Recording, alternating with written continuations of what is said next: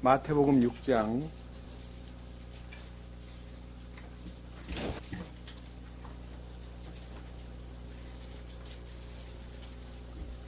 9절 말씀에서 13절까지 말씀을 봉독하겠습니다. 그러므로 너희는 이런 식으로 기도하라. 하늘에 계신 우리 아버지여, 아버지의 이름이 거룩히 여겨지게 하옵시며 아버지의 왕국이 임하옵시며 아버지의 뜻이 하늘에서 이루어진 것 같이 땅에서도 이루어지이다. 이날 우리에게 우리의 일용할 빵을 주옵시고 우리가 우리에게 빚진 자들을 용서하는 것 같이 우리의 빚을 용서하옵시며 우리를 인도하사 시험에 들지 말게 하옵시고 다만 악에서 우리를 건지시옵소서. 왕국과 권능과 영광이 영원토록 아버지의 것이옵나이다. 아멘. 기도드리겠습니다.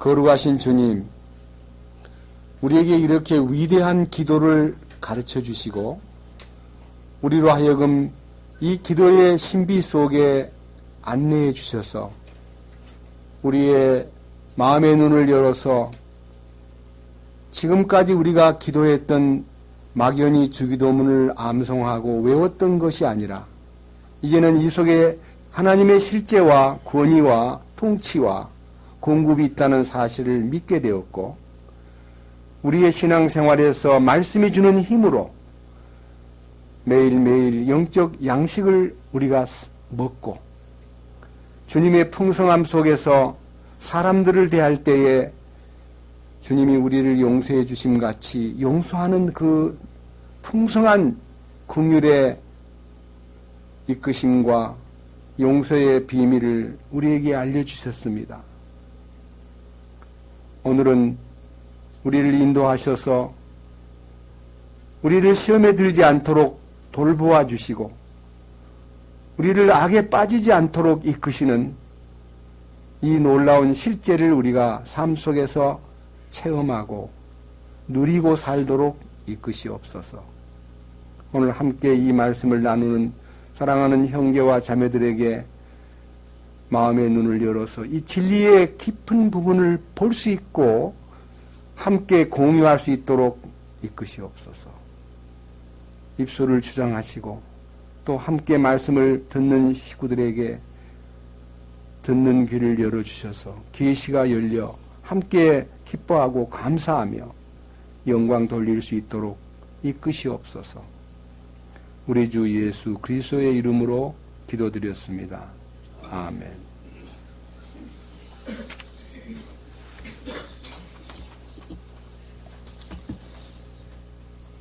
오늘은 주님 가르쳐 주신 기도 7번째 이 강의에 지금 들어갑니다. 오늘 읽은 이 본문 내용 가운데서 특별히 13절 우리를 인도하사 시험에 들지 말게 하옵시고 다만 악에서 우리를 건지시옵소서. 이 13절 상반절의 말씀은 세 부분으로 구분할 수가 있습니다.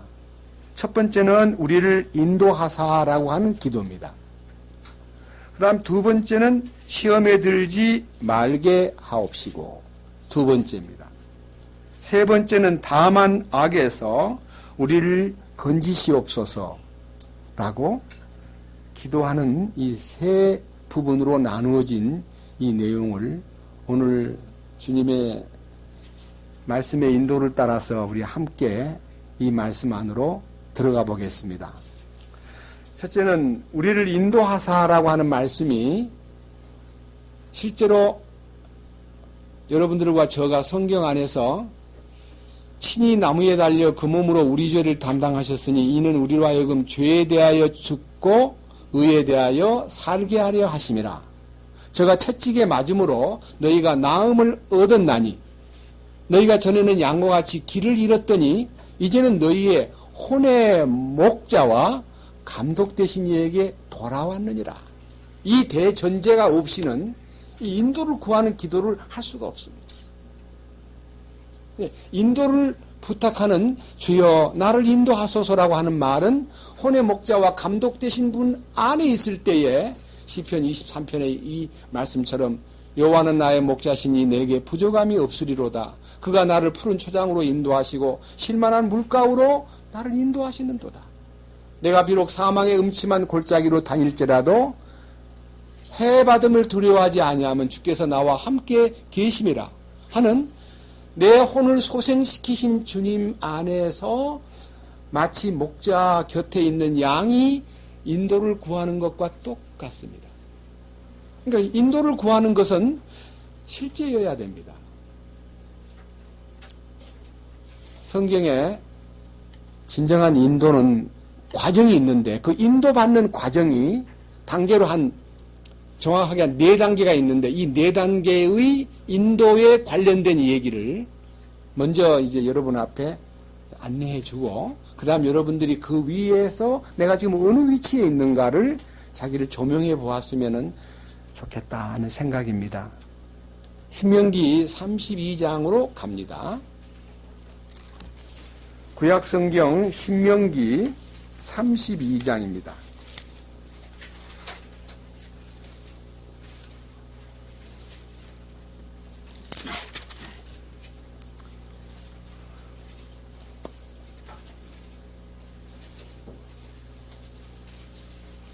10절 말씀 이하를 읽겠습니다.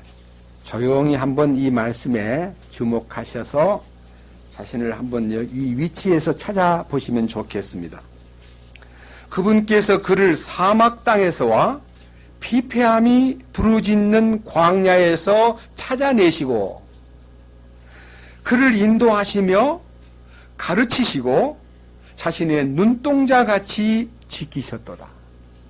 자, 여기서 여러분들이 지금 나는 사막 땅에 있느냐 피폐함에 부르짖는 광야에 있느냐 자기가 그 위치를 조명해 볼 필요가 있습니다. 자기는 지금도 목이 말라서 물을 찾는 그리고 피폐함이 부르짖는 광야라는 것은요 아주 무서운 광야에 들짐승이 있고 그 속에서 막 갈 바를 몰라가지고 고통받는 세상에 헤매는 현장에 있느냐 거기에 만약 있다면요 주님이 나를 찾아주셔서 나를 찾아내서라고 하는 말씀이 내 마음속에서 나는 이미 100마리 양 중에 한 마리 잃어버린 양을 찾아주신 목자의 도우심으로 나는 그분의 눈에 발견되어서 나는 그분의 은혜로 건짐을 얻었고 그 다음에 그분의 어깨에 메고 돌아와서 벗과 이웃을 불러 모으고 말하기를 우리가 즐기자 이 나의 잃은 양을 도로 찾았노라 하는 잃은 양을 찾은 그 목자의 음성이 내게 들리면서 나는 지금 그 목자의 품에 있다. 그러니까 그분이 나를 찾아내서라고 하는 이 첫 번째 얘기는요 구원을 받은 걸 얘기합니다. 제가 지난 주일날 테이프를 들어보니까 막 이상하게 홀링이 생겨가지고 유튜브의 상태가 안 좋더라고요. 우리가 이렇게 좋은 기계를 갖고 있으면서도 좀 더 성의 있게 이 말씀을 잘 들을 수 있도록 도와주시면 진짜 좋겠습니다. 기도가 필요합니다. 여기 첫 번째는 찾아내서라고 하는 말과 그 두 번째는 그를 인도하시며 이게 이제 실제 진행형입니다. 인도하심. 이 인도하심이라는 것은 우리가 지난날 구원받은 이후에 10년이 걸렸던 20년이 걸렸던 30년이 걸렸던 과연 나는 성령의 인도를 받고 사는가 하는 것입니다. 이것을 성경적으로 조명해 보기 위해서 저는 성경 2군데를 필요로 하겠습니다. 나를 인도하심이 과연 주님의 인도냐 성령님의 인도를 따랐느냐 아니면 공중 권세 잡은 자인 사탄에게 인도를 받았느냐. 우리들 자신들이 구원을 받은 순간에 이런 간증을 하게 됩니다. 에베소서 2장 보겠습니다. 에베소서 2장.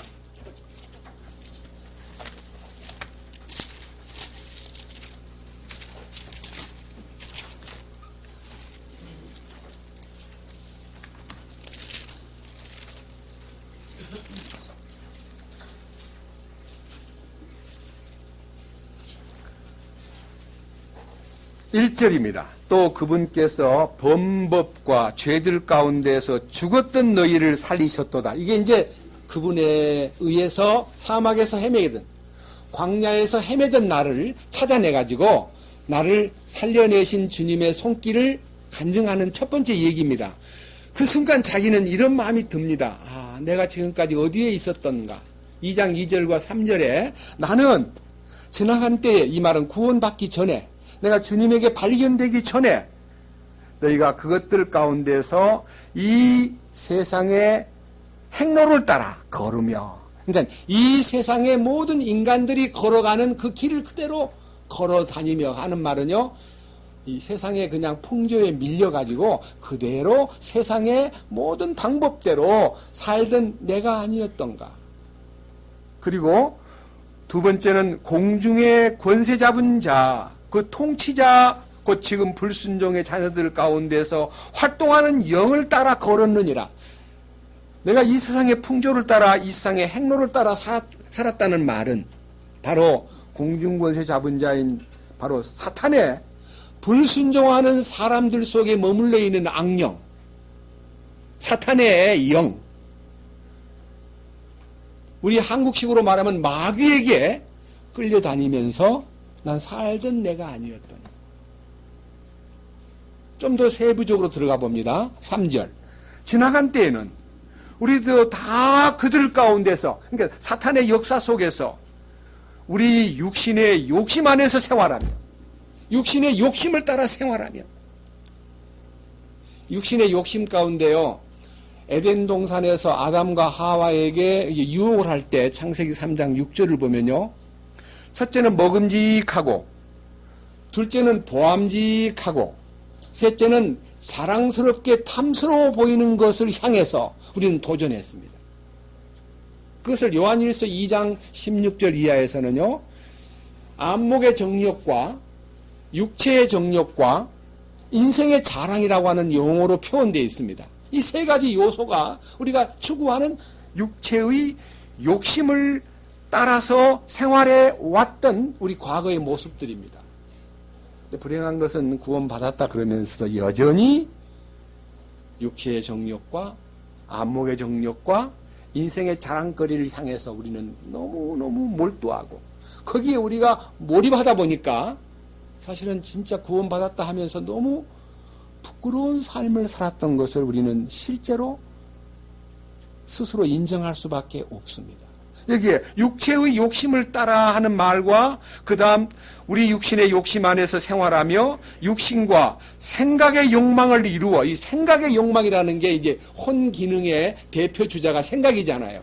혼이라는 것은 생각이 먼저고 그 다음에 감정이 두 번째고 의지가 세 번째인데 우리 생각의 욕심을 따라서 지내며 이 생각의 욕망을 이루어 가려고 우리 얼마나 발부둥치고 살았습니까? 그러니까 우리가 이 말씀과 반대되는 얘기를 한번 들어봅시다. 요 지금 에베소 2장 2절 3절 말씀하고 반대되는 얘기가 갈라디아서 5장에 있습니다. 한번 찾아봅시다. 잠깐 앞으로 두 장을 넘기면 갈라디아서 5장 16절이 나옵니다.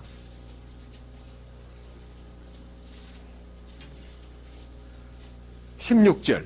그런즉 내가 이것을 말하노니 곧 성령 안에서 걸으라. 네가 지금까지 공중권세 잡은 자인 사탄에 의해서 육신의 욕망을 따라서 생각의 욕망을 따라서 네 인생을 살아왔는데 구원받았다 그러면서도 이제는 성령 안에서 걸어야 된다. 성령 안에서만 걷는다면 여기 두 번째, 그리하면 너희가 육신의 욕심을 이루지 아니하리라. 이 육신의 욕심은 존재하는데 여러분 구원받고 성령 안에 있다고 해서 육신의 욕심이 그냥 완전히 깔아앉아버리고 전혀 욕심이 없어져 버린 거 아닙니다. 끝없이 욕심이 충동질을 받습니다. 보세요. 맛있는 음식을 보면은 먹고 싶고 좋은 차를 보면은 나도 저 차 타고 싶고 좋은 집을 보면 나도 저런 집에 살고 싶고 좋은 옷을 보면 나도 저런 옷을 입고 싶고 그게 우리 인생이 갖고 있는 본능이에요. 본능 자체가 죄라는 거 아닙니다. 성령을 쫓아 살면 그것이 나를 대하여 죽고라고 하는 말씀 앞에 내가 십자가를 자랑할 수밖에 없고 십자가 외에는 아무것도 알지 않겠습니다.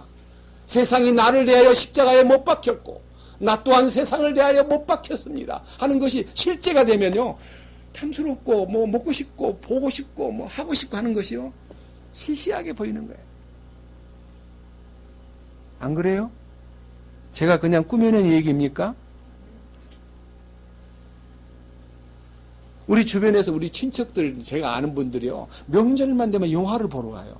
그것도 뭐 한두 편 보는 게 아니고 막 눈이 시리도록 보고 오는 것 같아 보니까. 근데 저는요, 영화 볼 마음이 전혀 없어요. 또 뭐 먹고 싶은데 맛있는 것, 뭐 미식가들은 맛있는 거 찾아요. 근데 그렇게 맛있는 거를 먹고 싶은 마음이 별로 없어요. 여러분, 이게요, 십자가를 체험하면 세상이 나를 대하여 죽고라는 말은 세상의 매력이 꺼져버리고, 그 다음에 세상 또한 나에 대해서 취미를, 저거는 나한테 관심이 없어. 알아요, 사탄도. 여러분, 친구들하고 같이 재밌게 회식하자든지 막년회 하자든지 하면 옛날 같으면 가서 어울리고 재밌게 지내는데, 전화를 딱 하는데 나 오늘 못 가거든 그러면요, 알아봤어. 나 그럴 줄 알았어. 너 갑자기 미쳤어? 친구들도 안 보여? 동창들도 안 보여? 하고 욕을 해도요, 마음이 하나 두렵지 않고, 미안해. 나 안 가는 거 알잖아. 그렇게 되는 거예요. 그러니까 여기서 성령 안에서만 걸으면 육체의 욕심을 이루지 않는다는 말씀하고, 17절에 육신은 어떻게 한다 그랬어요? 성령을 대적하여 욕심을 부리고, 그러니까 성령한테 대들고 그 말이에요. 그 다음에 성령은 또 뭐라 그래요? 예? 육신을 대적하나니. 이 둘이 뭐 한다 했어요? 서로 합의가 돼요? 반대가 돼요? 안 통하는 거예요. 이 육신하고 성령하고는 반대니까 절대로 안 통하는 거예요. 반대가 되는 거예요. 성령하고 육신은 반대가 되므로 너희가 원하는 것들을 능히 하지 못하게 한다. 그러니까 나의 원함은 성령 안에 있느냐, 육신의 소욕을 따라가려고 하느냐는 것은 십자가를 통과한 사람에게 나타나는, 십자가를 통해서 그리스도께 속한 사람은 그 애착들과 정욕들과 그 육체들이 모든 요소가 십자가에 못 박혔다고 하는 이 엄청난 선언이 실제가 되는 거예요. 그런 마음을 가진 사람이 주여 나를 인도하시옵소서, 이렇게 인도를 구하는 거예요. 육신 안에 있으면서 성령 보고 인도해 달라면 성령께서 그냥 관심을 안 가져줘요. 쳐다보지도 안 해요. 다시 아까 읽었던 신명기 32장 또 봅시다. 신명기 32장 10절입니다. 그분께서 그를 사막 땅에서와 피폐함이 부르짖는 광야에서 찾아내시고, 이 첫 번째 이제 발견된 거, 두 번째는 그를 인도하시며, 그 다음 뭐라 그랬어요? 인도만 하고 따라오라고 하는 게 아니라 가르치시는 거예요. 이 교육을 받아야 돼요. 근데 우리가 지난날 구원받고 교육을 못 받은 거야. 뭔 교육만 받았냐면 전도야 사람 끌어모으는 것만 전 가르쳤지, 그들을 입학시켰으면 정상적인 과목에 따라, 과목 커리큘럼에 따라 공급하고 가르치고 계속해서 뭐라 그래야 돼요? 응? 길러야 돼요. 양육. 근데 가르쳐주질 않은 거야. 뭐만 가르쳤냐? 뭐 이상한 장사하는 거하고 뭐 이게 돈 끌어모으는 거하고, 뭐 누가 어젯밤에 그런 얘기 합디다. 돈을 갖다 많이 끌어오면 계급이 자꾸 올라간다는 거예요. 그게 말이나 됩니까? 우리를 가르쳐주질 않은 거예요. 이 성경 말씀은 하나님의 감동으로 된 것으로 교훈과 책망과 바르게 함과 의로 교육하기에 유익하다고 한 이 의의 교육을 시켜야 마땅한데 교육을 시키지 않은 거예요. 그러니까 주님의 다음 장수 교육받고 나면 그 다음 뭐가 나타나요? 그를 눈동자같이 지키셨도다. 여러분, 눈동자같이 지킨다는 말은요, 엄청난 축복의 얘기입니다. 눈동자같이 지키셨다는 거는, 여러분 눈동자를 여러분 어떻게 지킵니까? 진짜요, 예민한 여러분 하루에 이 깜박깜박 몇 번 한 줄 아세요? 몰라요. 나도 모르고. 근데요, 대단해요. 특별한 어떤 하나님의 허락이 없이는요, 이 눈에 뭐가 탁 들어와도요, 이상하게 눈동자 바로 찔리질 않고요, 이 이마나 뭐 이렇게 눈썹 사이나 눈썹 밑이나 째질 때도 권투해가지고 딱 맞아가도요, 눈 밑에 여기만 꽉 찢어지지, 눈동자를 맞아가, 눈을 때렸는데 눈동자가 깨지는 게 아니라 요 밑에 있는 여기만 쩍 쪼개지고, 다행이다. 눈 안 다치게. 이렇게 된 눈동자같이 지키시는 하나님. 이게 얼마나 놀라운 얘기입니까? 나를 눈동자같이 지키신다는 거예요. 그 다음에 이제 훈련을 시키는데요. 11절.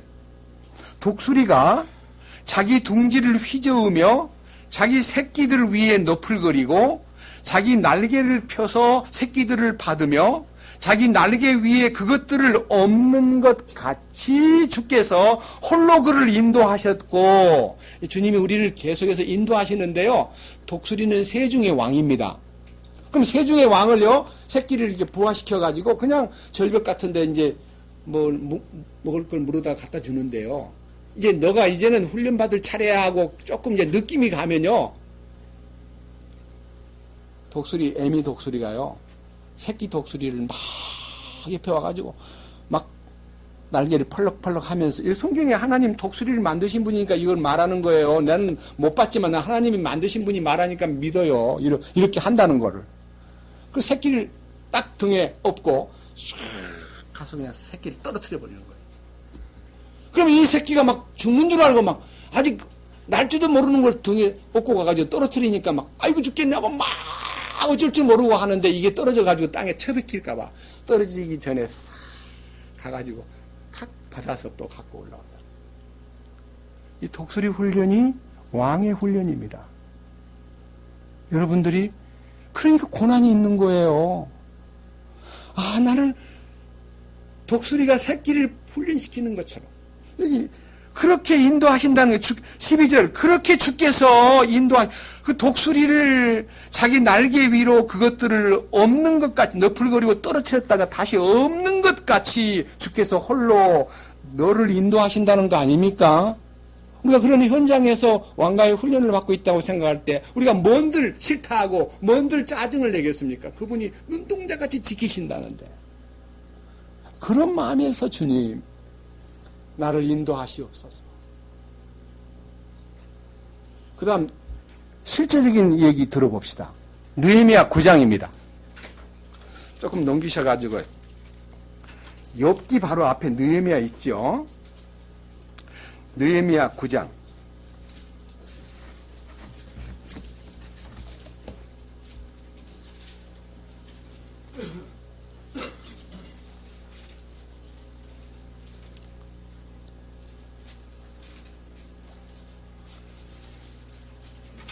11절부터입니다.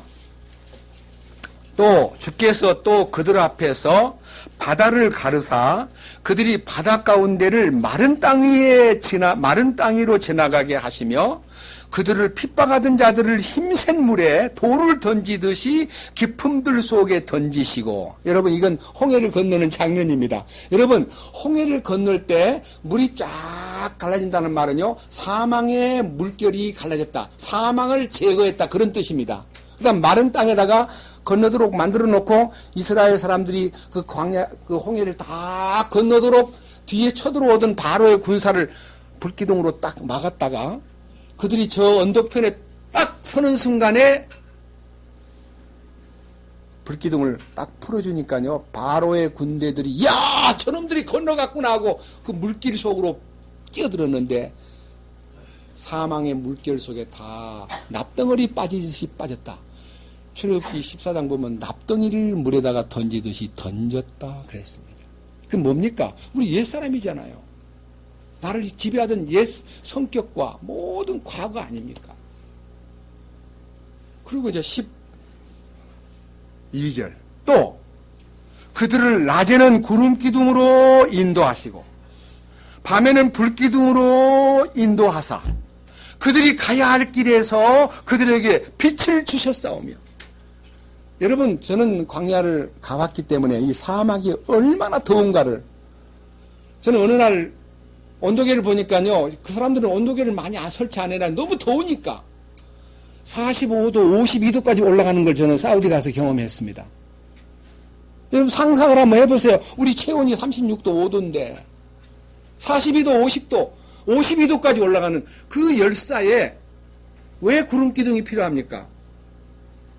더위를 막아준 거예요.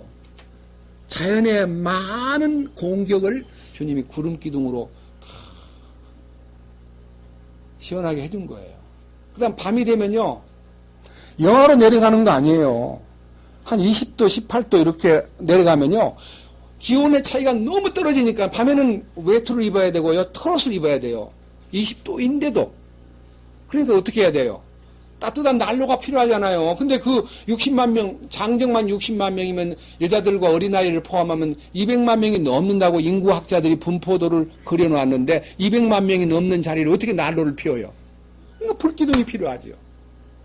밤에는요, 불길이 있으면요, 야행성 짐승은 불을 보면 전혀 옆에 접근하지 못합니다. 밤에 다니는 야행성 동물, 뭐 고양이도 사자도 호랑이도 막 대부분 다 야행성입니다. 뱀도 야행성입니다. 근데 불기둥이 불이 막 비치니까 침범을 못하는 거예요. 그 인도하시는 방법이 그 사자나 뱀을 사탄의 권세로 얘기하잖아요. 사탄이 못 오도록 막는 거예요. 따뜻하게 이불이 없어도요, 그냥 광야에서 잘 수 있도록 만들어준 거예요. 그게 놀라운 손길이잖아요. 여기 지금 뭐라 그랬어요? 12절, 또 그들을 낮에는 구름기둥으로 인도하시고 밤에는 불기둥으로 인도하사 그들이 가야 할 길에서 그들에게 뭘 주셨습니까? 빛을. 그 빛은 주님이셔요. 빛 가운데 걷도록 하신 거예요. 뒤에 한 장 넘겨보세요. 19절. 이유가 이렇습니다. 여전히 주께서는 많은 긍휼을 베푸사 그들을 광야에 버리지 아니하셨으며 낮에는 구름기둥이 그들을 떠나지 아니하고 길에서 그들을 인도하게 하시며 밤에는 불기둥이 떠나지 아니하고 그들에게 빛을 보여주며 그들이 갈 길을 보여주게 하셨사오며 또 주의 선한 영을 주사 그들을 가르치시며, 여기 선한 영이라는 게 불기둥과 구름기둥은 사실상 성령을 얘기하는 거다, 그런 뜻입니다. 우리가 찬송가에도 그 불과 구름 기둥으로 인도하시니 내 가는 길이 형통하겠네. 이 축복이요, 그들에게 가르치심만 주는 게 아니라 주의 만나가 그들 입에서 떠나지 않게 하시고 그들의 목마름으로 인해 그들에게 물을 주시고 참으로 40년 동안 광야에서 그들을 부양하시되, 부양한다는 말은요, 다 책임지고 길러준다는 겁니다. 부양, 돌보고 양육하고 공급하고, 이 전부 다 부양이잖아요. 부모가 자식을 부양하듯이 하나님이 그들을 부양하시며 그들에게 아무것도 부족하지 않게 해주심으로써 그들이 광야에서 처음 애굽에서 떠날 때 입고 나온 옷이 어떻게 됐어요? 40년 동안 낡아지지 않았대요. 그 참 희한하잖아요. 우리가 옷을 입은 것 중에, 저도 우리 집에 지금 잠바라든지 몇 가지 옷이, 우리 집 사람이 여보 그거 15년 넘었어, 그런 얘기하는데, 그래? 20년 돼 옷이 잘 안 낡아지는 것도 느꼈어요. 근데 하나님이 돌봐주시니까 광야 40년 동안 옷이 낡아지지 않았대요. 그 다음에 뭐라 했어요? 발이 부르트지도 않았대요. 이게 얼마나 놀라운 보호와 인도하심이냐 이거예요. 시편 25편으로 한번 가봅시다. 조금 넘기셔서 욥기 다음에 시편 25편입니다.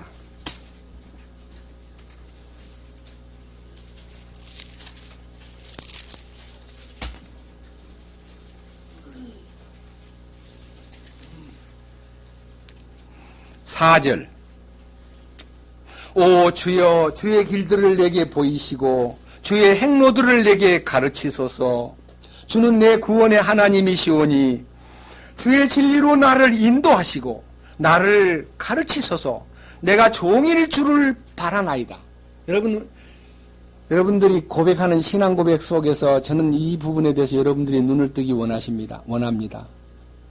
이렇게 주일날 말씀 듣고 모일 때는요, 주님을 바라는 마음이 막 집중돼가지고 주님뿐입니다. 이렇게 말했다가 바깥에 나가면 그냥 주님 잊어버려요. 그리고는 바쁜 세상 일에 그냥 몰두하다 보니까 오늘은 기도도 없이 살았구나. 말씀도 없이 지냈구나. 이러면 안 되는데 하는 약간의 아쉬움만 느끼다가 또 이제 잊어버리고 일주일 또 살다가 또 주일날 와가지고 주님, 내가 주님을 바랍니다. 나를 진리로 인도해 주십시오. 나를 가르쳐 주십시오. 이렇게 들락거리는 신앙생활은 참 위험합니다. 진심으로 매 순간마다 나를 따라오려거든 자기를 부인하고 십자가를 지고 나를 쫓으라고 하신 이 대원칙, 요한 마태복음 16장 24절에 이 말씀이 나의 삶 속에 실제로 버티고 있어야 됩니다.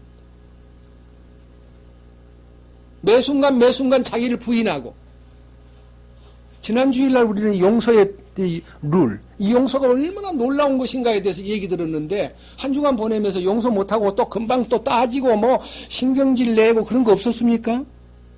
여러분, 우리가 왜 오름을 내세우려고 그럽니까? 자기가 정당하다는 것을 왜 남한테다가 보이려고 그럽니까? 주님 다 알고 계시는데. 우리가 어떤 사람에게든지 우리는 용서의 원칙이 바로 긍휼이잖아, 긍휼. 긍휼이라는 말은 불쌍히 여김. mercy seat라는 것은요, 주님이 지성소에 마련한 우리를 초대해서 그 자리에서 만남을 허락하고 우리를 대화가 이루어진 장소이기 때문에 주님과의 만남을 얻은 순간 그 긍휼이 내 속에 흐르게 되고, 그 긍휼이 누구를 만나든지 누구하고 대화를 하든지 주님의 긍휼을 이렇게 풍기는 것이 우리에게 삶이 요구되는 바입니다.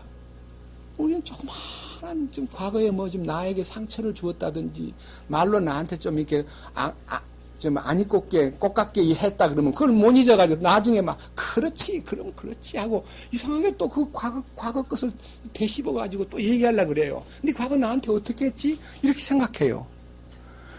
우리는 그렇게 할 수가 없습니다. 그렇게 해서는 안 됩니다. 그렇게 해서 인도를 구하면 인도가 안 됩니다. 왜? 육체를 따라 살면 인도를 안 해줘요. 성령을 쫓아서 행하라. 그러면 육체의 욕심을 이루지 아니하리라. 완전히 반대가 되기 때문에 성령 편에 서느냐 육체 편에 서느냐 하는 것은 로마서 8장의 1절 2절만 읽지 말고요. 정죄함이 없다는 얘기라든지 성령 안에서는 정죄함이 없다는 것에 대해서는 기분 좋아하면서 그 다음에 육체의 생각은 사망이요 성령의 생각은 영과 생명과 평안이니라. 육신에 있는 자들은 하나님을 기쁘시게 할 수 없느니라. 이는 하나님의 법에 굴복지 아니할 뿐 아니라 굴복할 수도 없음이니라. 이런 육체의 생각에 내가 매여 있다는 것이 얼마나 부끄럽냐 이거예요. 이 나를 육체에 대해서 나를 아니라고 할 수 있는 이 나는 아니야. 나는 할 수 없어. 나는 철저히 아니야. 자기를 부인하는 것이 앞장서면 성령에 쫓아서 자연스럽게 살아갈 수가 있고 남의 어떠함에 대해서 말할 필요가 없어요. 그래서 이 놀라운 축복이 우리에게 나타나기 위해서 우리가 할 일이 과제가 있습니다. 과제. 이게 과제를 여러분들이 오늘 마음에 새겨서 이 삶 속에 적용했으면 참 좋겠다는 간절한 마음이 있습니다. 이사야 58장입니다. 너무너무 놀라운 얘기를 오늘 이 부분에서 인도하심을 바라는 우리들의 마음속에 꼭 잊어서는 안 될 요소가 이 이사야 58장에 있습니다. 이사야 58장 내용은 어떻게 금식해야만 하나님이 그 금식을 받으시느냐. 금식했다고 자랑하고 저는 솔직히 금식을 좀 많이 했습니다. 네? 군대에 가기 전에 나이 21살밖에 안 된 사람이 군대 가기 전에 삼각산 기도원에 올라가서 금식을 했을 정도니까요. 또 군대에서 첫 휴가를 얻어가지고 또 무등산 기도원에 가서 금식했거든요. 제대하고 또 남해 내산 기도원에 가서 금식했거든요. 금식은 보통 3일 내지 일주일 했습니다. 그때는 물 한 모금도 안 먹었습니다. 물이라도 좀 먹고 있으면 좀 덜 지쳤을 텐데 물을 한 모금도 안 먹으니까요. 완전히 사람이 막 기진맥진 되더라고요. 근데 그 금식이 무슨 금식이었냐면요. 내가 금식했다는 것을 남한테요. 자연히 목이 쉬고 내가 이렇게 초췌해지니까요. 어떻게 하다 그렇게 어디 아프셨어요? 그러면 금식했습니다. 금식한 것은 목이 다셔가지고요. 금식한 것을 이렇게 은근히 이렇게 즐기는 금식을 했습니다. 성경에 있거든요. 그런 금식이 이사야 58장 3절에서 그들이 말하기를 우리가 금식하였으되 어찌하여 주께서 보지 아니하시나이까? 우리가 우리 혼을 괴롭게 하였을 때 어찌하여 주께서 알아주지 아니하시나이까 하는도다. 보라 너희의 금식하는 날에 너희가 쾌락을 찾으며 너희를 위하여 모든 수고를 강요하는도다. 보라 너희가 금식함을 함은 다툼과 논쟁을 위함이요 사악한 주먹으로 치기 위함이니 너희는 너희 목소리가 높은 곳에서 들리게 하려고 이날에 하는 것 같이 금식하지 말지니라. 그것이 내가 택한 그런 금식이냐? 그것이 사람이 자기 혼을 괴롭게 하는 것이냐? 여러분, 이 금식이라는 것은 자기 혼을 괴롭히는 날인데 자기 혼을 오히려요 금식을 통해서 막 과시하고 나타내려고 하는 것이 무슨 금식이냐? 자기 혼을 통제받는 것이 금식인데, 그래서 6절에 주님이 기뻐하는 금식은 이런 금식입니다. 내가 택한 금식은 이것이 아니냐? 곧 사악함의 결박을 풀어주고 무거운 짐을 벗겨주며 학대당한 자를 놓아주어 자유로이 가게 함으로 너희가 모든 멍에를 꺾는 것이 아니냐? 여러분, 우리 인생이 갖고 있는 사악함의 결박, 우리가 지고 있는 무거운 짐, 또 학대당한 인생. 여러분, 학대라는 것은요, 내가 남을 학대하는 것도 있지만 나도 남에게 학대를 당하고 있는 생존 경쟁의 현장에서요, 저 상관 때문에 좀 미치겠네. 저놈이 어디 안 죽나? 여러분, 진급하려면요 윗사람이 죽어야 돼요. 그러니까 우리는 이 세상에 살면서요 높은 사람 되고 싶고 더 나은 위치에 서고 싶고 그 생존 경쟁에서 누군가를 쓰러뜨려야만 된다는 것이 내가 인생의 과제 중에 하나예요. 그런데 그러한 모든 무거운 몽해와 사악한 결박과 그 다음에 모든 주어진 이 학대당하는 데 대한 마음의 계산이 딱 꺾어져 버리는 것이 십자가잖아요. 십자가를 통해서 그게 내 부담과 경쟁력, 내 모든 마음의 야망, 내 모든 오기, 내 모든 인간적인 면에서의 그 탐심이 꺾어져 버리는 것이 십자가잖아요. 안 그래요? 그 십자가를 들어가야 해요. 그 십자가에 딱 들어가면은 7절에 또 그것은 줄인 자에게 빵을 나눠주고 쫓겨난 가난한 자들을 집에 안내하고 벌거벗은 자들을 옷 입히고 네 살부치를 피하여 숨지 아니하는 것이 아니냐? 그렇습니다. 내가 부자가 돼서 남을 돌보는 게 아니고 십자가 안에 들어가면요 벌거벗은 죄인이 뭐예요? 의의 옷을 입지 않는 사람 다 벌거숭이잖아요. 그러니까 가난하고 쫓긴 자 그리고 벌거벗은 자 이들을 돌봐주기 위해서 주님의 의의 옷을 입도록 인도해주기 위한 마음에 그런 갈망이 있잖아요. 어제 대전 내려가신 분들요 목적이 그냥 놀러 간 거 아니잖아요. 그 속에 벌거벗은 자가 있고 가난한 자가 있고 그 다음에 그 쫓긴 자가 있고 줄인 자가 있기 때문에 주님을 말해주려고 간 거 아니에요? 지난 어느 결혼식 하는 날 우리 대전 내려가가지고 5명인가 6명인가 둘러앉아가지고 주님을 간증했을 때 그날 막 굉장히 기분이 나빠가지고 저것들이요 바깥에 나가서 놀더니 나를 꼬시려고 이상스러운 얘기를 하네. 다시는 너 같은 것들을 안 만날 거야 하고 집에 돌아간 어떤 형제가요 새벽 4시 10 몇 분에 깨가지고 사실은 4시 반쯤 제 전화기에 딱 전화가 왔는데 딱 보니까 누구라고 벌써 뜨잖아요. 야, 이분이 무슨 급한 일이 있는가 보다 하고 제가 잠이 안 오는 거예요. 창을 안 자고 이분한테 무슨 문제가 있는가?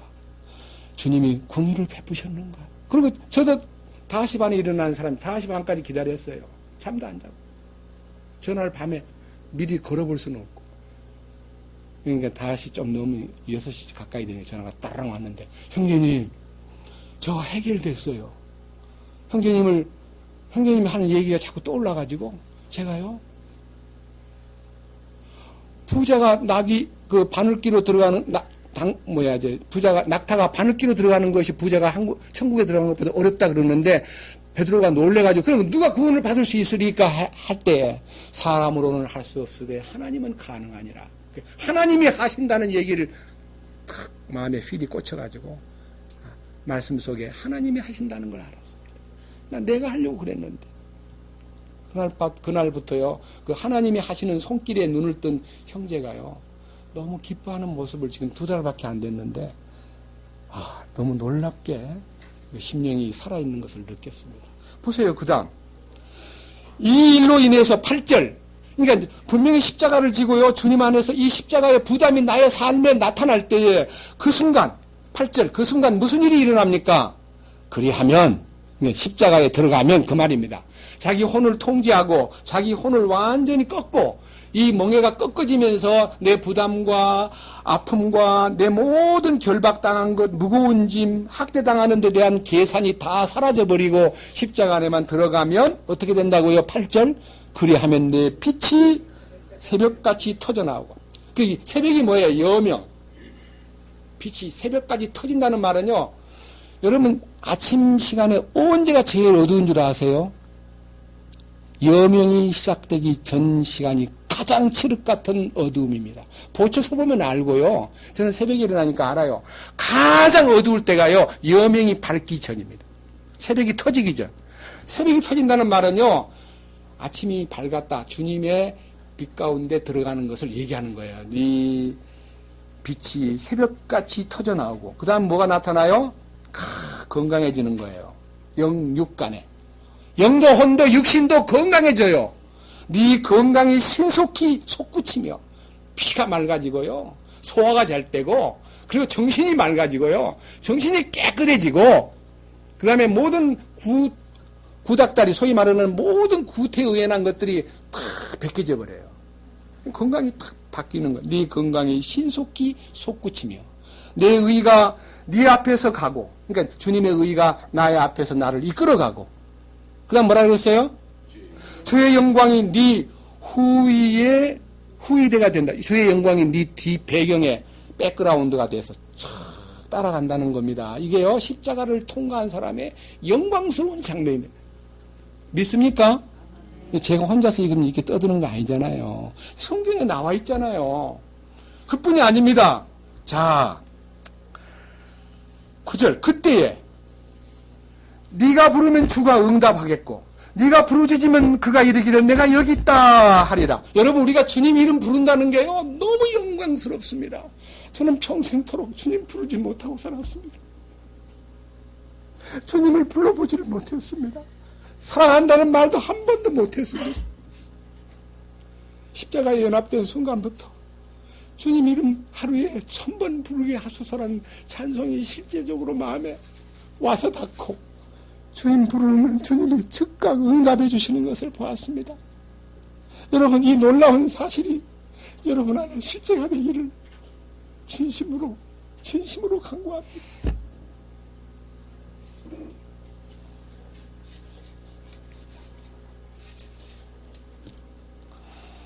만일 네가 네 한가운데서 멍에와 손가락질하는 것과 헛되이 말하는 것을 없애고, 이 말은요, 내 마음속에서 어떤 부담도, 어떤 누구를 향해서도요, 손가락질하면서 저런 나쁜 놈, 저런 죽일 놈, 저런 놈이 어디가 있나. 여러분, 저를 한번 보세요. 손가락질하는 여러분, 제가요, 전형제를 향해서 저 개팍한 놈. 그러면 전형제한테는 하나지만 나한테 몇 개예요? 요 중간에 하나님이, 엄지가 하나님이에요. 엄지는 중앙에 있고요. 세 놈, 니는 3배나 더 나쁜 놈 아니냐. 보세요. 이렇게 하면 나한테 3개 오고요. 저기는 하나밖에 안 가잖아요. 여기 손가락질 하지 말래요. 어떤 누구에게도 정죄하거나 어떤 누구에게도 손가락질 하지 말아라 이거예요. 그게 끝나는 거예요. 저는 확실히 경험했습니다. 제가 마음속에서 미워하던 저 나쁜 놈, 저 죽일 놈, 이렇게 생각했던 사람이요, 중보기도의 대상자로 바뀌는 걸 저는 확실히 경험했습니다. 이게 주님의 인도를 받는 증거 아니에요? 그 다음 뭐라 그랬어요? 10절. 다 같이 읽겠습니다. 10절. 내 혼을 이끌어 굶주린 자를 향하게 하며 고난당하는 혼을 만족시키며 내 빛이 어둠 속에서 솟아올라 내 어둠이 대낮같이 되리라. 그러니까 우리가요, 이 우리 주변에 굶주리는 혼을 향해서, 굶주리는 혼이 뭐예요? 하나님에게 굶주리는 걸 얘기하는 거예요. 세상에서 혼은 굶주리지 않으려고 막 발버둥 치고요. 혼은 자기 만족을 위해서 만몬을 사랑합니다. 세상의 향락을 사랑합니다. 부귀영화를 추구합니다. 그리고 세상의 모든 보이는 세계를 완전히 혼이 좋아합니다. 혼이 좋아하는 항목은 요한계시록 18장에 잘 나와 있기 때문에 한번 보세요. 금은 보화와 온갖 종류를 좋아합니다. 그런데 굶주린 혼은 주님을 향해서 갈망하는 혼을 말합니다. 그 굶주린 혼에게, 예? 그리고 고난당하는 혼에게 뭐를 시켜줍니까? 주님의 만족을 알려줍니다. 네 혼이 참 만족하는 길은 그거 아니야. 그건 잠시야. 주님을 네가 모셔야 돼. 십자가 안에 들어가면 네 혼이 참 만족을 얻어. 라고 가르쳐주면. 그 다음 뭐라 그랬습니까? 11절 다 같이요. 또 주가 너를 항상 인도하여 가뭄 속에서도 내 혼을 만족시키시며 내 뼈를 기름지게 하리니 너는 물된 동산 같겠고 물이 끊어지지 아니하는 물샘 같으리라. 여기에요. 너를 항상 인도하여 가뭄 속에서도 내 혼을 만족시키며. 어떠한 환경이 가뭄이 왔다고 해도요, 우리는 거기에서 참으로 만족의 비결을 배웠다는 겁니다. 빌립보서 4장에 있는 사도 바울의 얘기가요, 가난에 처하든 부요에 처하든 건강하든 병이 들든 나는 주님 안에서 만족할 수 있다 이거예요. 이 참된 만족과 네 심령이 물된 동산 같겠고, 여기 제일 중요한 얘기가 네 뼈를 기름지게 하리니. 뼈를 기름지게 한단 말은요, 뼈를 윤택하게 하는 거예요. 뼈가 윤택해지면요, 피 만드는 공장이 왕성해지면 우리 안에 있는 모든 세포가 건강해지고, 그 세포 중에서 NK 세포라고 하는 모든 바깥에서부터 오는 어떤 공격도 다 방어할 수 있는 소위 말하는 리더 세포, 그러니까 장교 세포, NK 세포는요, 몸 안에 많은 쫄개 세포가 있는데 그 쫄개 세포를 거느리고 앞에 나서서 싸워주는 아주 대장, 소위 말하는 우리 군대 용어로 말하면요, 장교들.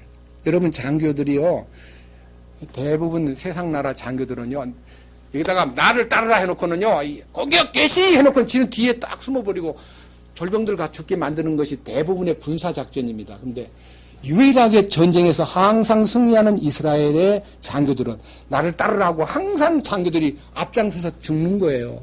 장교가 앞에서 죽으니까요, 밑에 따라가던 군인들이 막 생명을 걸고 싸우니까 이긴다는 거 아닙니까? 우리는 목숨을 버리고 우리를 위해서 죽어주신 예수님을 알았기 때문에 우리들도 형제를 위하여 목숨을 버리는 것이 마땅하다는 것을 실제로 여러분들 생활 속에서 실행해야 됩니다. 여기 나타나 있는 주가 너를 항상 인도하며 가뭄 속에서도 내 혼을 만족시키며 내 뼈를 기름지게 하리니 너는 물된 동산 같겠고 물이 끊어지지 아니하는 물샘 같으리라 하는 이 약속이 주님의 인도를 받는 사람의 간증이어야 하고 그것이 실제여야 하는 것입니다. 제가 이런 대전제 안에서 주여 우리를 시험에 들지 말게 하여 주옵소서 하는 말을, 여기 본문 돌아갑니다. 마태복음 6장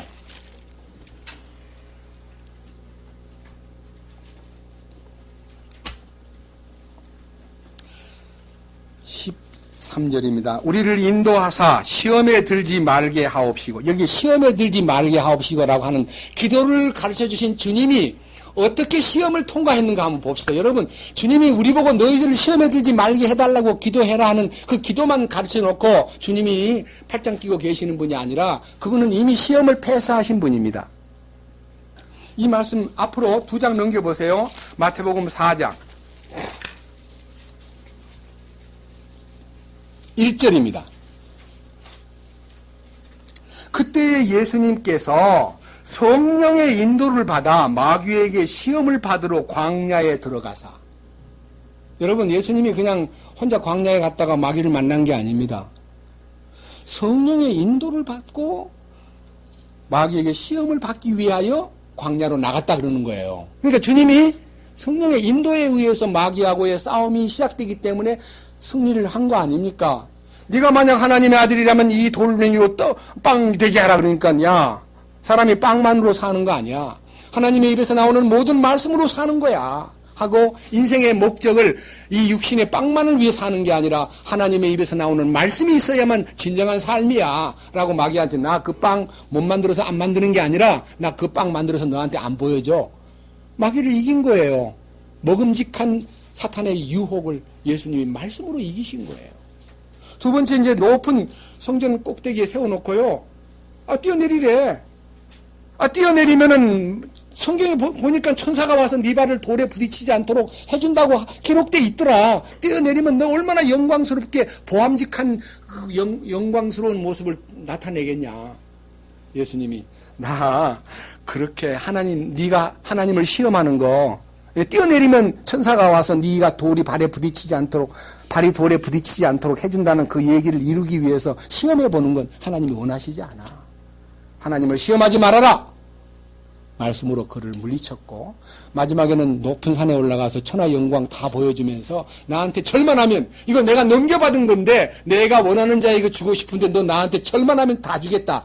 예수님을 굴복시키려고 했을 때 너 하나님께 경배하고 다만 그분만 섬기는 것이 우리의 책무다 하고 마귀를 물리치시고 그 순간 마귀가 떠났습니다. 여기 11절 보면 이에 마귀가 그분을 떠나고 그랬습니다.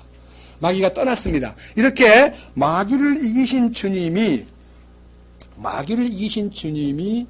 에덴 동산에서도 이 세 가지 방법으로 먹음직하고 빵 문제, 보암직하고 사람들에게 인기 올라가는 거, 명성 얻는 거, 그 다음에 인생의 자랑거리, 소유, 이 세상을 다 내 것으로 만들려는 인간의 욕망이 예수님에게도 똑같이 임했지만 사탄을 이겼습니다.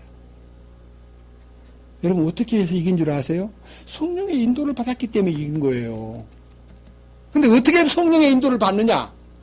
예수님이 공생애를 시작할 때 제일 먼저 한 일이 십자가를 지는 일이었습니다. 주님 나중에 시간 돼서 십자가 지은 거 아닙니다. 침례자 요한에게 침례를 달라고 마태복음 3장 13절 이하에 보면요. 예수님이 직접 갈릴리 요단강에 나타나셔가지고 갈릴리에서 요단강에 나타나가지고 요한을 보고 나한테 침례를 달라 그러니까 예수님 그 요구를 보고 놀래가지고 선생님 제가 선생님에게 침례를 받아야지 어떻게 제가 선생님에게 침례를 줄 수 있겠습니까? 그랬을 때 아니야. 이렇게 하는 것은 하나님의 모든 의를 이루는 거야. 나를 침례를 주라.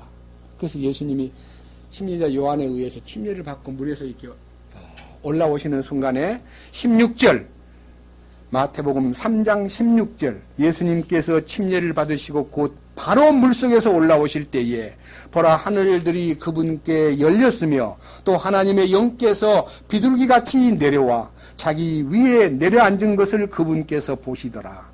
보라 하늘로부터 한 음성이 있어 이르되 이 사람은 내 사랑하는 아들이라 내가 그를 매우 기뻐하노라 하시니라. 우리 주님이 하나님의 기뻐하시는 아들로서 하나님을 만족시킨 아들로서 하나님을 영광스럽게 만든 아들로서 자신을 부인하고 물속에 들어간 것은 사망의 물에 들어간 겁니다. 죽음에 들어간 겁니다. 다시 물에서 일으켜지신 것은 부활의 생명 안으로 들어간 겁니다. 하늘이 열린 것은 하나님의 거룩하심이 하늘에서부터 나타나서 성령이 나타나고 그 다음에 그를 만족하게 느낀 그 결과로 성령의 인도를 받아서 마귀를 이긴 겁니다. 주님 금식기도 하는 것은 마귀를 이기려고 한 거 아닙니다. 오늘날 많은 사람들은 막 금식기도를 해가지고 마귀를 이기려고 그러는데 성령이 임하여 충만하기 때문에 마귀를 이기고도 남는 거지 마귀를 이기기 위한 무장이 금식기도가 아닙니다. 예? 그 말은 다시 말하면요. 진정한 금식은 육신의 금식이 아니라 십자가에 연합되어서 하나님의 의가 거기서 나타났을 때 성령의 인도를 받아서 마귀를 넉넉히 이기는 겁니다. 우리는요. 우리 주님의 말씀을 기억하십시오. 요한복음 16장 33절에 세상에서는 너희가 환난을 당하나 담대하라. 내가 세상을 이기었노라. 그 이기신 주님이 우리 안에만 오시면 우리는 이기는 자가 되는 거예요. 이 기도가 이기는 자가 되기 위한 기도입니다. 예? 주님이 내 안에 오시면 이기는 자가 내가 이기는 거 아닙니다. 나는 이길 수 없습니다. 체제는요, 하나님은 전능자이시기 때문에 최고의 높은 전능자, 그 다음에 인간과 하나님 사이에 마귀가 있습니다. 마귀는요, 전능자는 아니어도 사람보다 힘이 훨씬 셉니다. 사람은 마귀한테 못 이깁니다. 사람 밑에 동물이 있습니다. 동물은 사람이 이 무기가 있기 때문에 어떤 것도 잡을 수 있습니다. 혹 가다가 사자나 호랑이나 곰이 사람을 물어 잡거나 밟아 죽일 수도 있으나 사람한테 만약 무기만 있다면 넉넉히 그 사자나 곰을 잡을 수 있습니다. 그러니까 인간은 무기를 사용해서 마귀를 짐승을 이기지만 인간이 온갖 무기를 들고 사탄하고 싸우려고 해도 사탄은 무기한테 꼼짝을 안 합니다. 왜? 영물이기 때문에. 사탄은 어떻게 이깁니까? 주님의 도우심으로 이기는 거예요. 그러니까요, 여기 두 번째 기도 가운데서 우리를 시험에 들지 말게 하옵시고라는 오늘 시험이라는 단어는요, 영어로는 temptation입니다. 영어. 제가요, 헬라어에서 이 시험에 빠지지 말게 하옵시고라는 이 시험이라는 단어가 유혹이라는 단어하고 똑같은 단어인데요. 이 단어를 영문에서, 헬라어에서 동사형은 페이라조고요. 페이라조. 그 다음에 명사형은 페이라스모스입니다. 페이라스모스. 이 두 단어가요, 신약 성경 안에 200번 이상 들어있습니다. 근데 이 안에 이 사탄에게 유혹을 받거나 사탄에게 시험당하는 일은 끊임없이 우리에게 다가옵니다. 어떻게 다가오냐면요. 성경 한번 실제를 보십시다. 베드로전서 5장에 베드로전서는 혼의 구원을 가장 강조한 말씀입니다. 혼의 구원. 1장에 혼의 구원이 있고 2장에는 혼을 주께 의뢰하는 것이 있고 2장 끝부분에는 하나님의 인도를 받는 혼에 대한 내용이 되어 있고 혼에 대한 내용이 이 베드로가 가장 혼이 강한 사람이기 때문에 혼의 문제를 다루고 있는 분이 베드로전서 5장에 이런 말씀을 하셨습니다. 5장 8절 정신을 차리라 깨어 있으라 너희 대적 마귀가 울부짖는 사자같이 두루다니며 삼킬 자를 찾나니 믿음에 굳게 서서 그를 대적하라 세상에 있는 너희 형제들도 동일한 고난을 겪는 줄 너희가 아느니라. 여기에서요, 혼이, 이 사탄이요, 정신을 차리라, 깨어있으라고 말하는 이유는요, 혼이 약간의 세속에 기울어지거나, 이 깨끗함을 얻었다 할지라도요, 혼이 가장 많이 하는 이 습관적, 소위 말하는 병 중에 가장 나쁜 병이요, 요 7절이에요. 7절. 예? 뭐라 그랬어요? 너희 모든 염려를 그분께 맡기라. 그분께서 너희를 돌보시느니라는데 이 혼은 걱정하는 걸 제일 많이 해요. 걱정 많이 하면 뭘 받아요? 스트레스 받아요. 걱정을 많이 하는 것이 우리 인간의 본능입니다. 괜히 앉아가지고도요, 우리가 머리카락 하나도 희고도 검게 못하는데요. 자식 걱정, 장래 걱정, 결혼 걱정, 아이고, 또 내일 비가 안 오겠나. 그런 걱정도 하고 앉았는 거예요. 쓸데없는 걱정이에요. 그런데, 우리 주님께서요, 우리에게 분명히 말씀하시기를 정신을 차려라, 깨어있으라, 모든 염려를 그분께 맡겨라, 이런 말씀들이 우리 혼에게 주는 경고입니다. 사탄에게 지지 않기 위해서는, 사탄에게 틈을 주지 않기 위해서는 이 부분에 대해서 마틴 루터가 이런 얘기 했습니다. 어떤 새가 당신의 머리 위로 날아가는 것은 막을 수가 없다 그래요. 우리 유혹이 오는 거는 못 막아요. 근데 그 새가 당신의 머리 위에 앉는 거나 당신의 머리 위에 둥우리를 치는 것은 네가 막아야 된다 그랬어요. 그렇습니다. 마귀는 여러 다양한 공격 전략을 갖고 있는데요. 우리보다 훨씬 더 머리가 비상합니다. 예를 들면요, 욥을 시험하는 마귀가요, 하나님 앞에 허가를 물론 맡아요. 승인을 맡아요. 하나님이 허락을 해요. 하나님이 그 마귀한테 쓰러지게 만들려고 허락을 한 거 아니에요. 여기 있잖아요. 요 10절. 지금 읽은 베드로전서 5장 10절에요. 그러나 모든 은혜의 하나님 곧 그리스도 예수님을 통해 우리를 부르사 자신의 영원한 영광에 이르게 하신 분께서, 그러니까 우리에게 영광과 상속을 허락하신 주께서 너희가 잠시 고난을 받은 뒤에, 고난이라는 것은 시련을 받는 겁니다. 예? 고난이라는 시련을 통해서 어떻게 한다 그랬어요? 몇 가지 항목이 나오잖아요. 고난을 통과하고 나면 완전하게 하시고, 완전하게 되옵니까? 완전하게 하시고입니까? 누가 한다는 거예요? 주님이 한다는 거예요. 네가 완전해지는 게 아니고 주님이 너를 그 고난을 통과하고 나면, 마귀를 통과하고 나면 완전해진다는 거예요. 그 다음 뭐라 했어요? 굳건하게 하시며, 그 다음 강하게 하시며, 그 다음 마지막 정착이라는 게요, 뿌리를 탁 내리고 흔들림이 없는 건축으로 하신다는 거예요. 정착. 이게 주님이 하시는 거예요. 그러니까 우리가요, 시험을 당한다, 어려움을 당한다 그럴 때요, 우리 마음에서 하나님 나를 시험하시는구나 이런 마음 가지면 안 돼요. 욥에게 시험을 할 때도요, 마귀가 승인을 받아서 하는데요, 성경학자는 이렇게 이해합니다. 참 멋있는 얘기입니다. 하나님이 욥을 때리도록 허락은 했지만 하나님이 욥을 때리는 그 마귀를 배당간에 불이 풀무불 영광로에 쇠를 달고 가지고요, 연장을 만들 때 아주 강한 한마 망치를 들고요, 쾅 때리는데요, 마귀는 하나님의 손에 든 망치일 뿐이다 그랬습니다. 뭔 말인지 아세요? 망치로 막 때리니까요, 밑에 이 쇠가 아야 하지만은 뭘 만드는 거예요? 쓰임을 받을 수 있는 연장을 만들듯이 하나님이 기뻐하는 어떤 도구로 만들기 위해서 마귀가 하나님 손에 든 망치일 뿐이다 그랬습니다. 쇠망치. 여러분, 마귀는 욥의 재산을 노렸습니다. 욥의 자식을 노렸습니다. 욥의 건강을 노렸습니다. 노린 게 아니라 공격했습니다. 아내를 공격해서 자기를 쓰러뜨리려고 했습니다. 딱 목적 하나는 하나님을 저주하고 죽어버려라.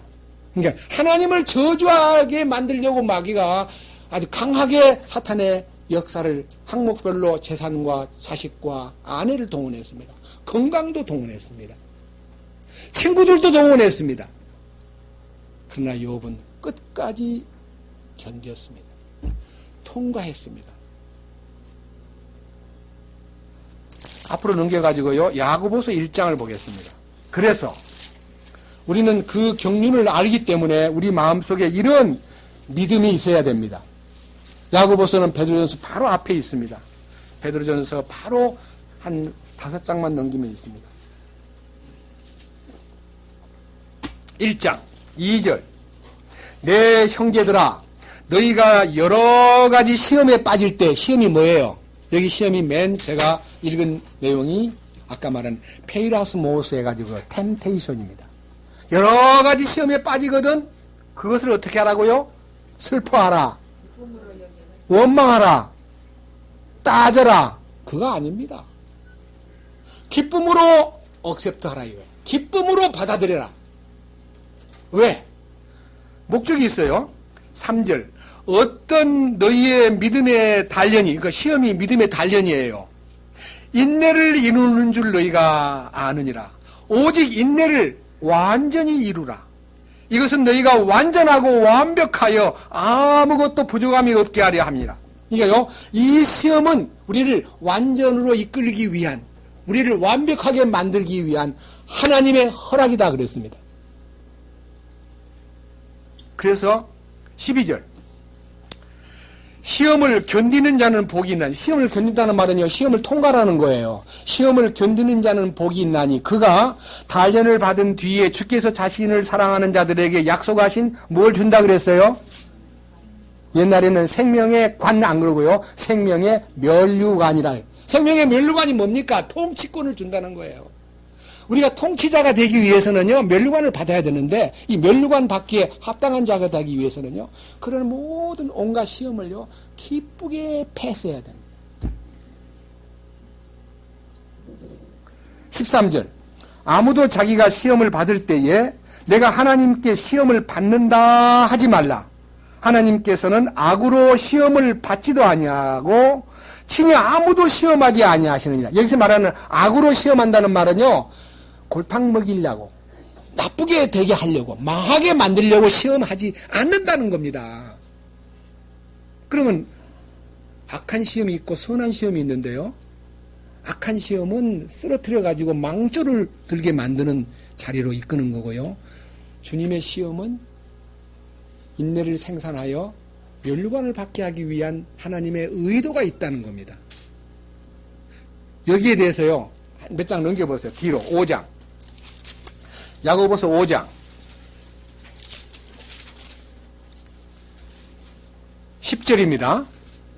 내 형제들아, 주의 이름으로 말한 대언자들을 고난당하는 것과 인내의 본을 삼으라. 많은 주님의 일꾼들이요, 고난을 통과하고 거기에서 얻어진 축복을 너희가 본다면, 다윗의 고난, 요셉의 고난, 야곱의 고난, 많은 선진들의 다니엘의 고난, 사드락과 메삭과 아벳느의 고난, 이런 사람들의 고난을 좀 헤아려 봐라.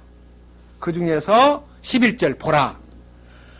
참는 자들을 우리가 행복한 자로 여기나니 너희가 욥의 인내를 들었고 주께서 주신 결말을 보았거니와 주께서는 지극히 동정심이 많으시며 친절한 긍휼을 베푸는 분이시니라. 사실은 욥이요, 시험을 이긴 것은 하나님의 동정심과 친절한 긍휼이 나타났기 때문에 해결된 거지요. 욥이 스스로 그 고난을 통과한 거 아닙니다. 여러분, 욥의 인내는 그리스도의 인내입니다. 욥은 주님이 주신 인내를 나타낸 것이지, 욥이 인간 가운데 그렇게, 여러분, 10남매를 한꺼번에 잃었는데도 감사합니다는 말을 누가 할 수 있습니까? 우리가 할 수 있습니까? 저는 아들만 셋인데 하나만 죽어도요, 감사가 안 나올 것 같아요. 저는 솔직히. 저 그런 나약한 자였습니다. 이제는 주님이 주시는 놀라운 축복에 눈을 떴기 때문에 이제는요, 가져가신 분도 하나님이시고 주신 분도 하나님이시니 뜻대로 하옵소서라고 말할 수 있을 것 같은 이제 마음은 들지만 닥치지 않았기 때문에 말할 수가 없습니다. 그러나 내가 자신이 있다가 아니라요, 주님이 내 속에서 그러한 인내를 양산시키고 그러한 온유와 그러한 확신을 주신다는 걸 믿기 때문에 그분을 의지하여 이 부분에 대해서 기도가 있는데, 주님 약속하셨습니다. 어떤 약속을 하셨느냐? 두 가지가 있는데요, 미리 얘기하고 넘어가야 되겠습니다. 주님이 약속하신 두 가지. 고린도전서 10장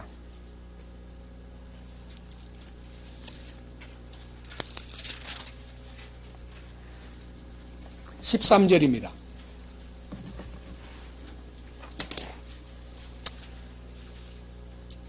사람에게 공통적으로 있는 시험 외에는 너희가 어떤 시험도 당하지 아니하였나니 하나님은 신실하사 너희가 감당할 수 있는 것 이상으로 시험 당하는 것을 너희에게 허락하지 아니하시고 또한 그 시험과 함께 피할 길을 내사 너희가 능히 그것을 감당하게 하시느니라. 그러니까요, 내가 감당하지 못할 시험은 절대로 허락을 안 한다. 그 대신 시험 당할 때 반드시 피할 길을 준다. 약속하셨습니다. 그러니까 피할 길을 찾아야 돼요. 주님이 이 시험을 어떻게 피할 수 있습니까? 자, 예를 들어 봅시다. 사무엘하 11장 보면요, 다윗이 자기 밑에 요압 장군을 앞세워서 암몬과의 전쟁에 다 출전해 있는 사이에 침대에서 자다가 말고요, 잠이 안 오니까 깼어요. 그러니까 어둑어둑할 때, 캄캄할 때 침대에 들어갔다 나왔다니까요. 사무엘하 11장 2절에 보니까 침상에서 일어나가지고 2층에 올라가서 베란다에서요, 저 아래를 쳐다보고 있으니까 어떤 여자가 목욕을 하고 있습니다. 그 시험이 온 거예요. 유혹이 온 거예요. 그러면 뭐라고 해야 돼요? 고개를 돌리고 피할 길을 하나님, 제가 못 볼 걸 봤습니다. 그리고 들어가면 되는데, 신하를 불러가지고, 야, 저 사람이 누구냐? 관심을 가진 거예요. 그 다음에, 싸움터에 나간 우리야 장군의 부인입니다. 그래? 데리고 와라. 밤중에 궁전에서 자다 말고, 여자 목욕하던 여자를 데리고 오래요. 그래서 거기서 그냥 썸씽이 일어났는데 결국은 임신까지 시킨 거예요. 이야, 그 장면을요, 제가 몇 차례 읽으면서, 야, 시험 당하는 것은 순간이구나. 마귀는요, 여자를 도구로 해서, 죄송합니다, 자매님들, 마귀가 많이 쓴다는 것은 어쩔 수 없지만요, 마귀가 여자를 다 동원을 많이 해요. 여자 작전, 예, 미인계 작전, 그 다음에 돈 작전. 이 두 가지 가지고 가장 많이 사용하는 무기가 마귀의 도구입니다. 참, 이 바세바를 이용해가지고 다윗을 완전히 망가지게 만듭니다. 제가 시간이 없기 때문에 여러분 사무엘하 11장요. 읽어보시는 건 세부적으로 보시고요. 그 중에 몇 참조될 얘기 하나 읽어보겠습니다. 사무엘하 11장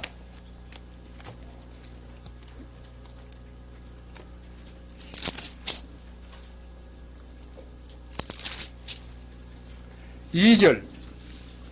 저녁 때 다윗이 자기 침상에서 일어나, 침상에 들어가기 전에 일어나서 간 게 아니라 침상에서 일어나가지고 왕의 집 지붕 위에, 궁전에 있는 지붕 위에서 거닐다. 지붕에서 거는다는 말은요, 이스라엘 나라는 비가 많이 안 오기 때문에 지붕이 우리같이 이렇게 슬라브형 지붕입니다.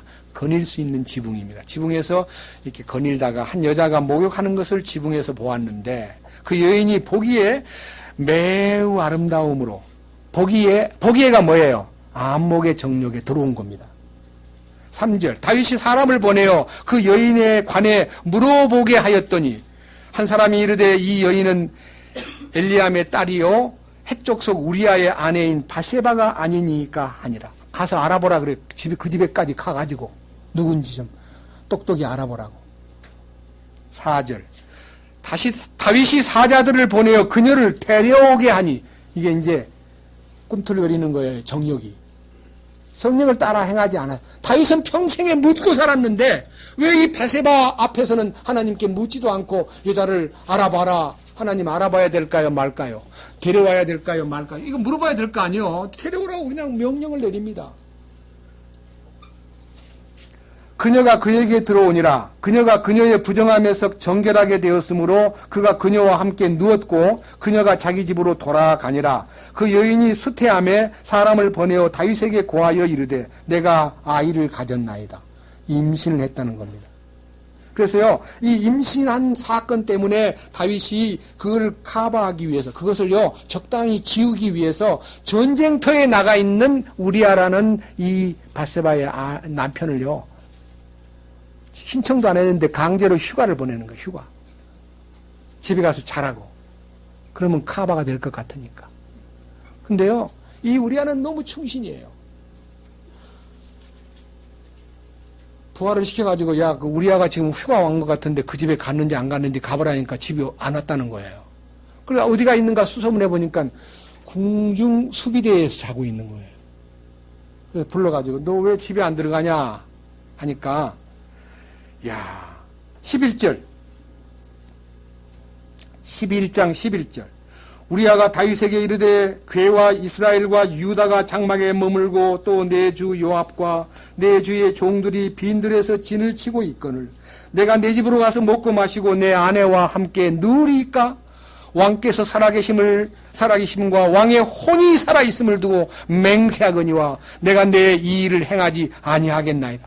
집에 안 들어간다는 거예요. 야, 이런 충신이 어디 있습니까? 그럼 뭐라 그러는 거 아니에요? 그래? 그러면 오늘은 여기서 그냥 지내고 내일 나하고 식사나 한번 하자. 그래가지고 식사 초대를 해요. 13절. 다윗이 그를 불러 그로 하여금 자기 앞에서 먹고 마시고 취하게 만들었습니다. 완전히 이제 취하게 만들면 치중에 이제 집에 안 가겠나? 예? 몽땅 먹여가지고요. 취하게 만들었는데 저녁 때 그가 나가서 자기 주위의 종들과 함께 침상에 눕고 자기 집으로 내려가지 아니하니라. 아침이 되매 다윗이 요압에게 편지를 써서 우리아의 손에 보내니라.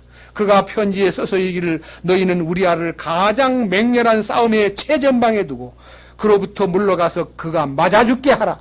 야, 이런 세상에 가늠한 사람이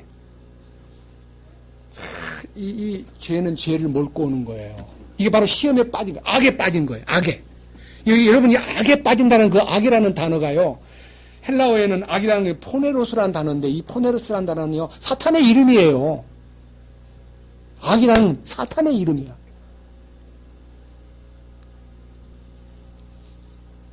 사탄한테 그냥 빠져버린 거예요.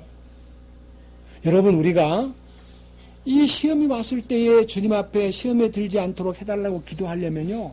이 일에 대해서 주님의 이끄심을 기다리고 그분에게 여쭌으로써 길을 얻을 텐데 물어보지도 않고 다 저질러 놓으니 사고 난 걸 막으려다 보니까 결국은 이제 수습이 안 되니까 우리아를 죽게 만들었습니다. 우리아를 죽게 만든 요압 장군은 그 이후에요, 다윗 왕의 역적이 됩니다. 역적.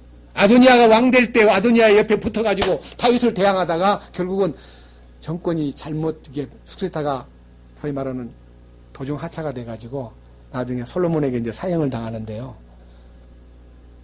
다윗 한 사람 때문에 우리아만 죽은 게 아니고 충신, 총사령관, 군대대장 요압도요 망조가 들게 만들고 자기 아들 사이에 강간 사건이 일어나고 압살롬이 또 이제 자기 누이동생을 건든 또 다른 왕자를 죽이기도 하고 엄청난 집안 식구가 그냥 엉망진창이 됩니다. 무슨 말입니까?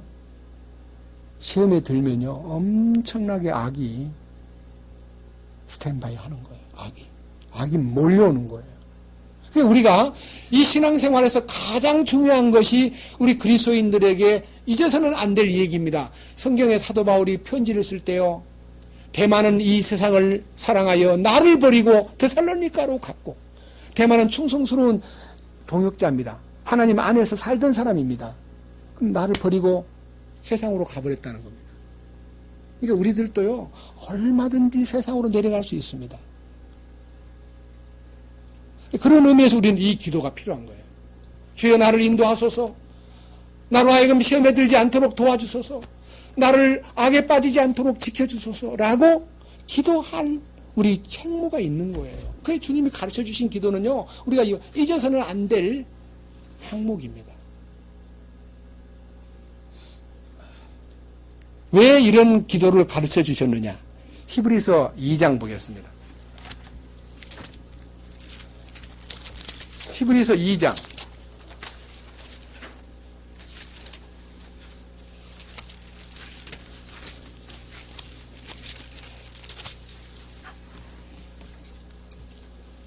찾았습니까?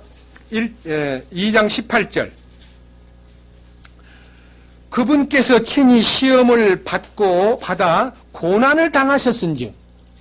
주님이 받으신 시험에 대한 얘기는요, 여러분 시편 22편에도 그 고난이 얼마나 농도가 깊고 얼마나 구체적이고 얼마나 견딜 수 없는, 육신적으로는 아니라 정신적으로도 혼적으로도요 말로 다 못할 고난을 당하신 분이었기 때문에 그가 시험을 당하고 고난을 당하셨은즉 어떻게 해요? 시험 받는 자들을 능히 구조하실 수 있느냐. 구조하겠다는 거예요. 네가 시험 당할 때 내가 돌보겠다는 말은요 구하라는 거예요. 나한테 주님 하고 부르라는 거예요. 저는요 주님을 부를 수 있다는 것이 얼마나 특권인가. 누구든지 주의 이름을 부르는 자는 구원을 얻으리라는 말은 어떤 교단의 얘기처럼 주님 이름 3번 부르면 침례주는 그런 거 말고 인격적으로 진정으로 주님을 부르면요 우리가 시험을 당할 때, 우리가 유혹을 받을 때 주님 불러보세요. 즉시 주님이 나 여기 있어, 나 여기서 왜 불렀어? 라고 하시는 실제를 경험할 수 있습니다. 저는 생활 속에서 주님 부르면 주님이 즉각 오셔가지고 너 왜 나 불렀어? 너무너무 빨리 응해 주시는 걸 저는 느낍니다. 제 마음을 진정시켜주고 제 유혹에 대해서 주님이 처리해주는 실제를 보았습니다. 돈에 대해서, 인간관계에 대해서, 성질에 대해서, 어떤 이해관계에 대해서, 어떤 억울한 사연에 대해서도요. 억울한 사연이 들리면요 그냥 주님 부르면 돼요. 주님 저 너무 억울해요. 그러면 주님이 그래 내 여기 있잖아, 내가 다 알잖아. 속삭이는 거예요. 이런 주님을 여러분 경험해야 돼요. 이 주기도문이 그걸 가르쳐 준 거예요. 너무너무 놀랍지 않아요? 우리가 아무리 큰 시험을 당하고 아무리 어려운 유혹을 받는다고 하여도 주님은 자기가 친히 당한 고난의 과거가 있기 때문에, 시험받은 과거가 있기 때문에 우리를 능히 돌보고 우리를 구조하신다는 것을 약속했기 때문에 이 약속을 의지해서 주님, 우리는 주님 안에서 이기는 자가 되도록 이 기도를 가르쳐 주셨군요. 주님 감사합니다 하고 주님에게 감사와 영광을 돌려야 되는 거예요. 그 다음 마지막 얘기, 다만 악에서 우리를 구하옵소서. 여러분 악에서 구하옵소서라고 하는 그 악이라는 단어가 아까 포네로스라는 헬라어의 이 악이라는 것은요 어떤 의미에서 사탄의 이름이라고 제가 말씀을 올렸는데요. 여기에 대해서 보시겠습니다. 사탄인가 아닌가 봅시다. 에베소 6장, 지난번에 공부했지만요. 에베소 6장에서 이 마귀가 사탄이구나 하는 걸 알 수 있습니다. 이 사악하다는 단어가, 포네로스라는 단어가 마귀예요. 에베소 6장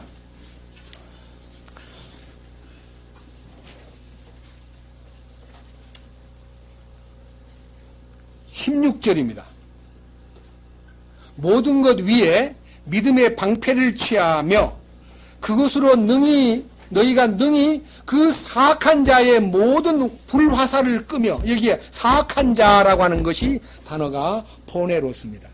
예? 이 포네로스라는 단어가 사악한 자, 누구를 말해요? 누가 불화살을 쏩니까? 사탄이 쏘잖아요. 사탄의 불화살을 뭘로 막아요? 믿음의 방패. 왜? 여러분 이제 이 생각하면 안 됩니다. 나는 요 믿음이 있으니까요. 마귀가 화살을 쏘면 야! 하고 하면 빵 맞고 떨어질 거다. 여러분, 이것이 믿음의 방패가 아닙니다.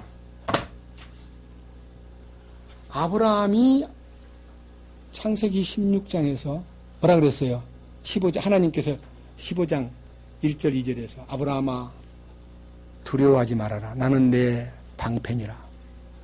주님이 방패가 되신다는 것을, 주님이 믿음의 창시자요 완성자이기 때문에 주님의 믿음이 나의 방패지, 내 믿음이라는 이 쪼가리 방패를 들고 나는 믿습니다 이러면 마귀가 불화살 딱 쏘면은 이건 구멍이 팍 나버려요. 주님의 이름이 방패입니다. 여러분, 다윗이 골리앗 잡으러 갈 때 너는 창과 칼과 갑옷의 힘으로 나를 치려고 나왔지만 나는 내가 의지하는 만군의 여호와의 이름으로 너에게 나아가노라 하면서 물맷돌 하나를 들고 나가서 결국은 골리앗을 잡아서 쓰러뜨리고 골리앗의 칼을 빼서 그 목을 잘라버렸습니다.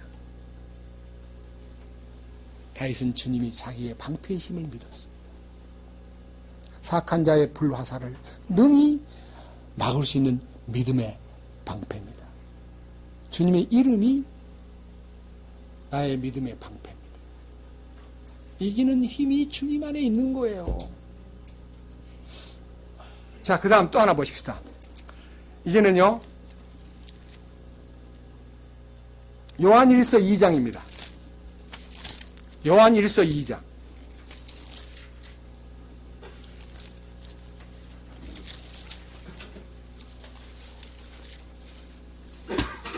(2장)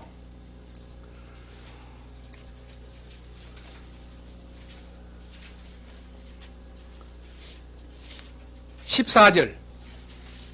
아버지들아, 내가 너희에게 쓴 것은 너희가 처음부터 계신 그분을 알았기 때문이라. 젊은이들아, 내가 너희에게 쓴 것은 너희가 강하고 또 하나님의 말씀이 너희 속에 거하며, 하나님의 말씀이 너희 속에 거하며, 그 다음 뭐라 했어요? 너희가 그 사악한 자를 이겼기 때문에. 이기는 것은, 사악한 자는 마귀입니다. 사악한 자, 이 사악한 자는 단어가 포네로스입니다. 마귀 이름이에요. 이 사악한 자를 이기려면 뭐가 있어야 돼요? 하나님 말씀이 내 속에 거해야 돼요. 그 말씀이 바로 사악한 자를 이기는 방패잖아요. 그러니까 이 사악한 자를 이기는 것이, 주님이 나를 악에 빠지지 않게 하시거란 말은요, 제가 이 포네로스라는 단어를요, 이 헬라어 사전에서 보니까 이렇게 나와 있습니다. 하나님과 분리되고 하나님의 뜻에 반대되는 의미를 내포한 모든 사악한 사탄의 계획과 그의 체제가 포네로스다 그랬습니다. 하나님하고 반대되고, 뭐야? 반대가 뭐에 반대요? 성령의 반대는 육체잖아요. 육체를 마귀가 이용하고 그 마귀가 갖고 노는 것이 육신입니다. 우리가 마귀에게 육신을 맡기면 안 됩니다. 그냥 포네로스에게 자기를 맡기는 것입니다. 그래서 다만 악에서 구하옵소서. 이 악에 대한 얘기가요, 이 포네로스에 대한 얘기가요, 굉장히 광범위하게 사용되고 있어요. 한번 볼까요? 얼만큼 디테일한가, 세부적인가. 다시 마태복음 하나 보면서요, 이 부분을 강조해서 말씀을 올리겠습니다. 마태복음 6장.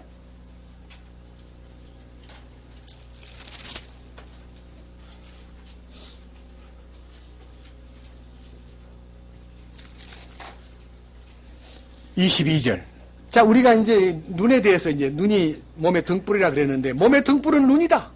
그러므로 내 눈이 단이라면 네 온몸이 밝을 것이다. 빛으로 가득할 것이다. 여러분, 눈 뜨는 게 뭐예요? 주님의 비춤 아닙니까? 그죠? 눈이 밝으면 하는 말은 눈이 단이라면 뭐가 단이래요? 주님 한 번만 보는 거 비둘기 눈이 되는 거예요. 주님 한 번만 주목하면 모든 것이 다 돼요. 주님 봤다가 뭐 세상 봤다가 돈 봤다가 여자 봤다 이러면 안 돼. 눈이 단일해야 돼요. 주님을 향한 내 눈이 단일한 것이 주님의 요구예요. 맞죠? 그 다음 뭐라 했어요?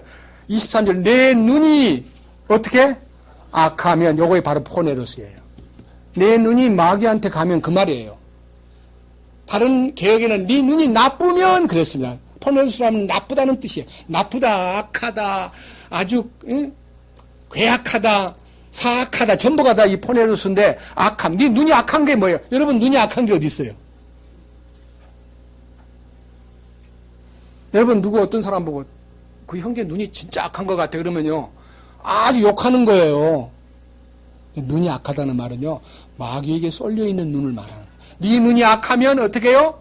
네 온몸이 어둠으로 가득하리라. 그것이 24절이에요. 이 악한 눈은 어디로 가냐? 아무도 두 주인을 섬길 수 없나니 이는 그가 한 주인을 미워하고 다른 주인을 사랑하거나 혹은 한 주인을 떠받들고 다른 주인을 업신여길 것이기 때문이라. 너희가 하나님과 만몬을 겸하여 섬길 수 없느니라. 여러분 우리의 눈이 주님께로만 향하면 밝은 눈이 되지만 우리 눈이 주님께로 갔다가 만몬으로 갔다가 세상으로 갔다가 돈으로 갔다가 이렇게 왔다 갔다 하면 악한 눈이 되는 거예요. 그 악한 눈이 포네로스. 사탄에게 빠져버린다는 겁니다. 그래서 주님 우리를 구원하신 목적이 있잖아요. 뭐 하려고 우리를 구원했어요?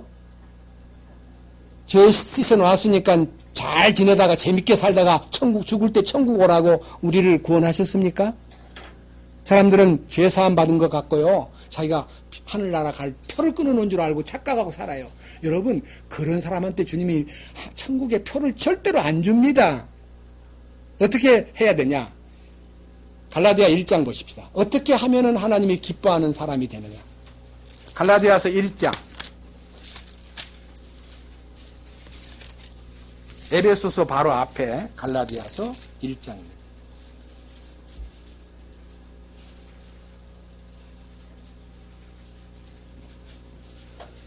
4절. 자세히 보세요. 뭐라고 나와 있는가? 그분께서 하나님 곧 우리 아버지의 뜻에 따라 이 악한 현 세상에서 여기서 말하는 이 악한이라는 단어가 바로 에벌 다시 말하면 포네로스. 이 포네로스 현 세상에서 그러니까 사탄이 장악하고 있는 이 현 세상에서 우리를 어떻게 하려고요? 그러니까요 어디서 건짐만 죄에서만 건짐받아서는 아니고요 세상에서부터 건짐을 받아야 돼요. 세상이 어디예요? 우리 혼이 노는 곳이에요. 혼이 놀고 있는 세상에서 그것도 미래가 아니고 현 세상에서 어떻게 해요? 건지시려고. 우리의 죄들만 용서했다고 표시했지만요 우리의 죄들로 인하여 자신을 주셨다는 것이 상반부의 얘기지만요 2장으로 넘어가면 죄들로부터 해방은 피로서 했지만 죄뿌리가 뽑히는 것은 십자가에 연합할 때만 가능하다는 것을 제시했습니다. 내 정과 욕심과 애착을 십자가에 못 박음으로써 죄에서 해방되는 축복을 갈라디아서 5장 24절에서 밝혀주셨습니다. 여러분 진실로 주님을 사랑하고 참으로 그를 믿는다면 우리를 인도해 주십시오. 시험에 들지 말게 해 주십시오. 악에 빠지지 않도록 도와주십시오. 라고 몇 번씩 기도해야 돼요. 아침에 눈 뜨고 주기도문 한번 외우고 잠자리에 들기 전에 한번 외우고 그럼 되겠어요? 저는 그렇게 살았습니다. 과거에. 아니요. 주기도문 외우라 하지 않았습니다. 삶 속에 실제 적용하고 그래야 13절 하반절에 있는 왕국과 권세와 영광이 영원히 아버지의 것입니다. 라고 선포할 수 있는 거예요. 그게 안 되는데 어떻게 왕국이 주님 것이고 내가 그 안에 속한 자요. 당신의 권능 아래 제가 묶여있고 다스림을 받으면서 당신의 권능 아래에서 보호받고 당신의 영광을 사모하고 삽니다라고 어떻게 말할 수가 있어요. 그 소망에 관한 얘기인데 현재적인 내용이면서도 소망이 연결된 것이 13절 마태복음 6장 13절 하반절의 마지막 소위 휘날의 마지막 결론이 기도 속에서 지금 이 말씀을 수양회 때 주실런지 또 수양회 지나고 나서 다음 주일날 주실런지는 몰라도 저는 지금 기도하고 있습니다. 주님을 찬양합니다. 주님 감사합니다. 오늘 말씀 속에서 우리를 인도해 주시는 주님, 우리를 찾아내시고 인도하시며 가르치시고 우리를 눈동자같이 지키시는 주님, 우리는 주님을 이렇게 놀라운 약속과 은혜 가운데 독수리가 자기 새끼를 훈련시키듯이 우리를 왕국에 쓰임받는 통치권자가 되기 위해서 철저하게 훈련시키시는 주님의 손길을 우리가 피하려고 하고 스스로 고난을 등지려고 하는 어리석음을 주여 불쌍히 여겨 주십시오. 주님의 선하신 손길에서 보호받고 그분께서 우리를 부양하시는 이 축복을 우리가 넉넉히 맡길 수 있고 모든 염려를 맡길 수 있고 우리가 정신 차리고 깨어서 할 수 있는 이 말씀을 주신 주님을 찬양합니다. 우리의 삶 속에 시험이 끊임없이 닥쳐오고 또 우리가 악에 빠질 수 있는 위험은 항상 존재하고 있지만 주님 안에서 성령으로 쫓아 살려고 할 때에 주님이 모든 유혹과 시험과 악을 우리에게 지지 않도록 이끄시는 손길을 믿습니다. 이 참되고 아름다운 기도가 우리의 삶 속에 떠나지 않고 순간순간 우리는 주님 앞에 이 축복된 주님의 이름 부르는 이 승리의 삶을 위한 배려를 순복할 수 있도록 도와주시옵소서. 우리 주 예수 그리스도의 이름으로 기도드렸습니다. 아멘.